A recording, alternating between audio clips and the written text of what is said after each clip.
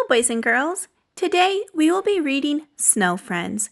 The author of our story is Christina Butler, and the illustrator is Tina McNaughton.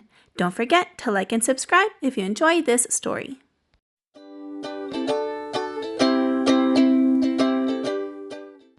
Little Bear woke up early from his deep winter sleep. As he yawned and stretched, he looked out of the bear cave and gasped. The world was covered with a thick white blanket sparkling in the sunshine. "Ooh!" he cried. "Snow!" And he raced outside to play. Little Bear went rolling and skidding down the hillside, racing faster and faster on his belly.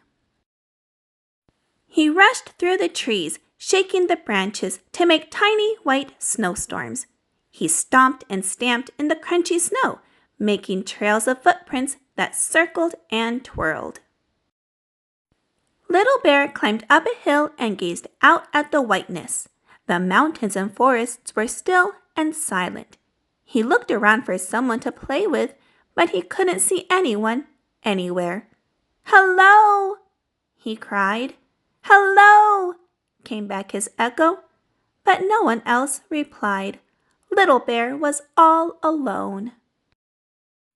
"Oh dear," he sighed, "if only I had someone to play with." And he fell with a plop into a big snowdrift under a tree. But then Little Bear had an idea. He began to make a snowball bigger and bigger. "If I make a really big snowball," he thought, "I could build a snowman, and then I would have someone to play with." So he rolled and rolled a shiny round snowman body until it was nearly as big as he was. Little Bear was so busy with his snowball that he didn't see Otter swimming across the lake. "Hello!" cried Otter, racing up. "What are you doing?" "I'm making a snowman, the best snowman ever," replied Little Bear. "Wow!" said Otter. "That sounds like fun. Can I help?" "That would be great," said Little Bear. So they pushed and they puffed until they couldn't roll the snowball any farther. Little Bear and Otter stopped for a rest, but just then they heard a muffled voice. "Hey, what's going on?" it cried. "Everything's gotten dark." "My snowball is talking," squeaked Little Bear. "No," laughed Otter. "The noise is underneath. Quick!" And together they pushed as hard as they could until the big snowball creaked away to one side. A rabbit popped up from his burrow. "Who turned off the light?" he said crossly. "Sorry," said Little Bear. "We're building the best snowman ever." "And it got stuck on top of your burrow," giggled Otter. "Funny snowman," said Rabbit, laughing. "It doesn't have a head." "We haven't made his head yet," said Little Bear. "You can help if you like." So Rabbit helped to make the snowman's head and gave him a great big happy smile.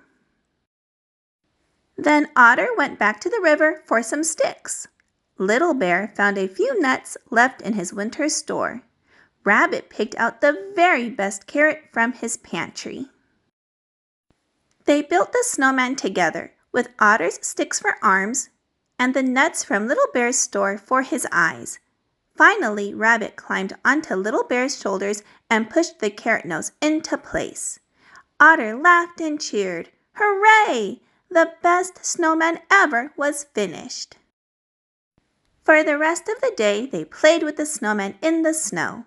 They played hide and seek and chase, and huge snowball fights left them giggling and gasping for breath. At last, as the sky turned orange and the sun set, the three friends talked about what games they would play the next day. "Let's go exploring," said Rabbit. "But what about Snowman?" asked Little Bear. "We can't leave him all on his own." "Let's build a friend then," said Otter.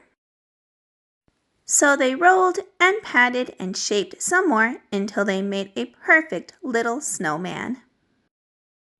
By the time they had finished, the stars were twinkling in the sky.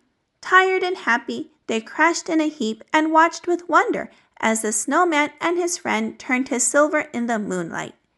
"He's the best snowman in the world," whispered Little Bear. "And he'll never be lonely now that he has a friend," said Otter. "Yes," Rabbit smiled, "just like us." All right, boys and girls, I hope you enjoyed this reading of Snow Friends. If you would like to add this book to your collection, I'll have it linked down below in the description box. And don't forget to subscribe to my channel so you don't miss any uploads that I add. I hope y'all have a wonderful day, and I will see you again soon in a couple of days with a new Read Aloud. Bye-bye!